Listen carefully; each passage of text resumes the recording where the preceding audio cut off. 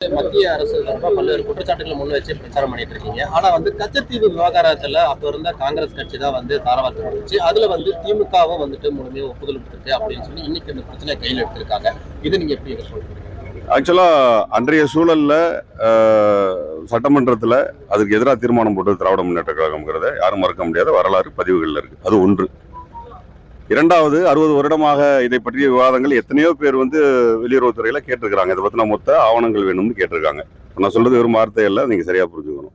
அந்த ஆவணங்களை இது வரைக்கும் வெளியுறவுத்துறை கொடுக்கவே இல்லை. இப்ப ஏன் கொடுத்துச்சு? அதுவும் சாதாரணமாக ஒரு அண்ணாமலை கேட்டோன்னே ஒரு கட்சியின் மாநில கட்சித் தலைவர் கேட்டோன்னு கொடுத்துருவாங்களா?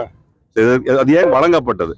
அப்ப 60 வருடமாக வழங்கப்படலைன்னா அதுக்கு ஒரு தார்மீகமாக இந்திய அரசியல் சட்டத்துல அது கொடுக்கக்கூடாதுன்னு ஒரு தார்மீக கருத்து இருக்கு.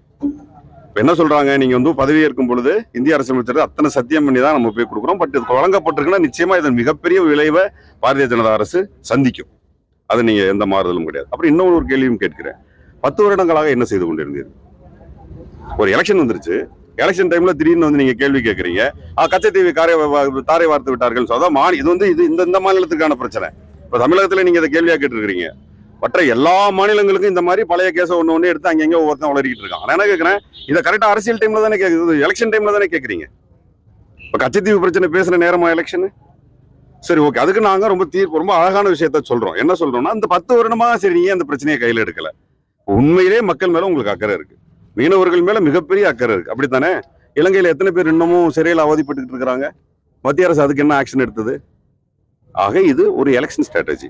அவங்க வாரம் வாரம் ஒண்ணு எடுப்பாங்க. ஒரு போதைப் பொருள் எடுப்பாங்க, அது எந்த அளவுக்கு டெவலப் ஆகுதுன்னு பார்ப்பாங்க.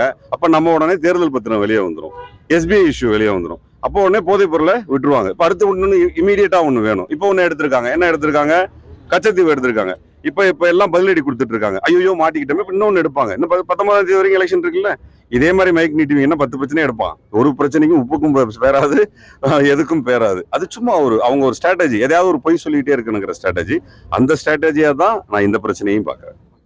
அவங்க கூட்டணியில இருந்து அதிமுக வெளியே போனதுக்கு அப்புறமேட்டு இந்த தேர்தலில் அவர் அடிக்கடி தமிழ்நாட்டுக்கு வருகை தந்திருக்காரு. இதோட தாக்கம் ஏதாவது தமிழ்நாட்டில்? 2 விஷயம் சொல்லிடுறேன். அனைத்து இந்திய அண்ணா திராவிட முன்னேற்ற கழகத்தை சேர்ந்த எந்த தலைவர்களாவது, எந்த தொண்டர்களாவது பிரச்சாரத்தில் நாங்கள் ஒருவேளை வென்றால், எங்களிடம் ஒரு நாடாளுமன்றத்துக்கு ஒருத்தர் அனுப்பப்பட்டால், நாங்கள் எந்த சூழலிலும் பாரதிய ஜனதாவிற்கு செல்லவே மாட்டோம்னு சொல்லி ஒரு பிரச்சாரமாக பார்த்தீங்களா? அதை சொல்ல மாட்டார்கள். எப்படின்னு கேட்டீங்கன்னா, மாமா நான் அந்த பக்கமா வந்துடுறேன், மச்சான் இந்த பக்கமா வந்துரு, கை கொடுத்துட்டு போயிடலாங்கிறது தான் அவங்களுடைய எண்ணம். ஏதாவது ஒரு வகையில பொய்ய சொல்லி ஜெயிச்சிடணும், ஜெயிச்சுட்டு அந்த பக்கமா போய் கை கோர்த்து கொள்ளலாம் என்பதுதான். அப்பதான் இன்னும் 2 நீட்டு கொண்டு வரலாம், அப்பதான் இன்னும் 2 CA கொண்டு வரலாம். ஏன்னா அவங்க தானே கையெழுத்து போட்டாங்க. அந்த 11 ஓட்டு அன்னைக்கு இல்லைன்னா இன்னைக்கு நீட் இல்லாம இருந்திருக்கும். இந்த மாணவர்கள் எத்தனை பேர் செத்து போயிருக்க மாட்டாங்க. இந்த பணத்தின் மேலதான் அவங்க அரசியல் பண்ணிட்டு இருக்காங்க. அது நீங்க அந்த குற்றச்சாட்டை பாரதிய ஜனதா மேல மட்டும் வைக்க முடியாது. அந்த குற்றச்சாட்டு அனைத்து இந்த அண்ணா திராவிட முன்னேற்ற கழகத்துக்கும் இருக்கு. அந்த பாவத்தினுடைய பங்கு OPSக்கும் இருக்கு, EPSக்கும் இருக்கு. அங்க இருக்கக்கூடிய அமைச்சரவையில இருந்து அத்தனை பேருக்கும் இருக்கு. அங்கே அன்னைக்கு MP-யா இருந்த அத்தனை பேருக்கும் அவர் சாதாரணமான பாவம் அளவு செஞ்சிருக்கிறது. அந்த பாவத்தினுடைய விளைவு இன்னைக்கு 40-40 நம்ம உதயசூரியன் தான் வரும், திமுக தான் ஜெயிக்கும். இதுல எல்லாம் பெரிய மாற்றம் இல்லை என்றாலும் அவர்கள் செய்த பாவத்திற்கான தண்டனை நிச்சயமாக மேல மத்திய அரசுல காங்கிரஸ் ஆட்சி அமைக்கும். அப்படி ஆட்சி அமைக்கும் பொழுது இந்த நீட் விளக்கப்படும். அப்ப தெரியும் அவங்களுக்கு என்ன. திமுகவுக்கு எதிர்கட்சியா பாரதிய ஜனதா தான் பாக்குறீங்களா, இல்ல அதிமுக? இப்போ எதிர்கட்சியா நம்ம அதிமுக தாங்க. அதுல எந்த இப்ப நான் என்ன சொல்றேன், பெர்சன்டேஜ் உங்களுக்கு இது நீங்க கேள்வியா கேட்டுட்டீங்க, நான் ஒரு கணக்கா சொல்றேன்.